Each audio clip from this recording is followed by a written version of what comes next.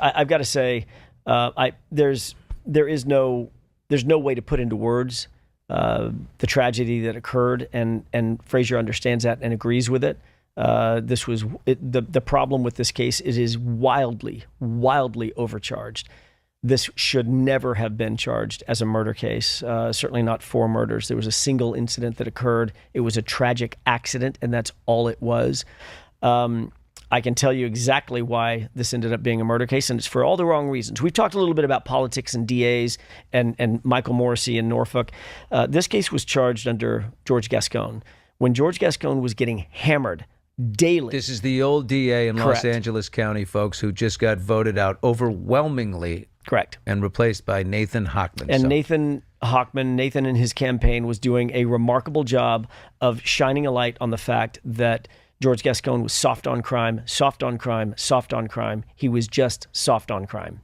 And in the midst of that, George Gascon was embattled at that point, an embattled politician, desperate to try to right the ship, as Nathan Hochman ran an incredibly powerful truth-telling campaign about how poor a job George Gascon had done. And it was all true.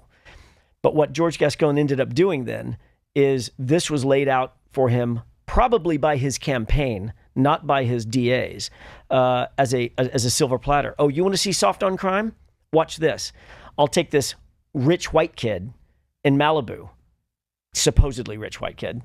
Fraser doesn't have a penny to his name.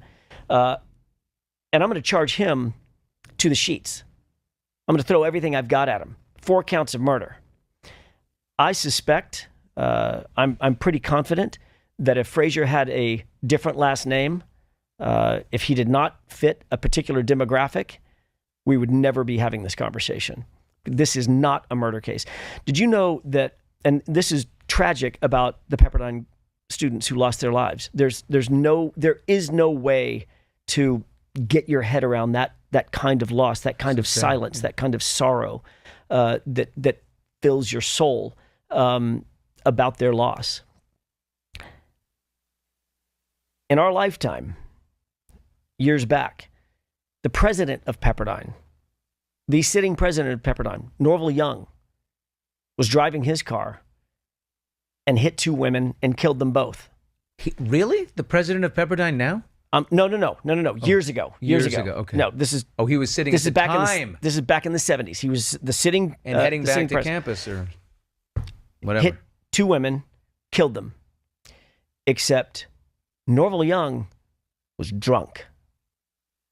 As you know, Fraser Bohm, no drugs, no alcohol, not on his phone. And he was 21 at the time, a young 22 at the time. So why was he going so fast on the highway anyway, whatever speed? Let me finish my point. Yeah. Norval Young hit 2 people and killed them. Involuntary manslaughter, 4 years probation, not 1 day in jail. Not one.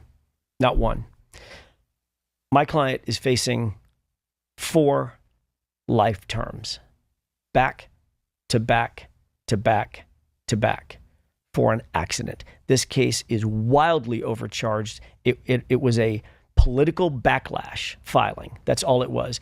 And my hope is Nathan Hochman is a very, very different DA, a very solid DA. My hope is that the only reason that this is continuing under his watch is more apathy than in anything malicious. I don't believe he's malicious at all about this particular prosecution. Can he throw it out if he wants to? Absolutely. Okay. Absolutely. And I expect to have a conversation with him and his staff about exactly that, righting the ship. Let's prosecute this case as it should be. I will defend this case all day long with the right charges, all day long.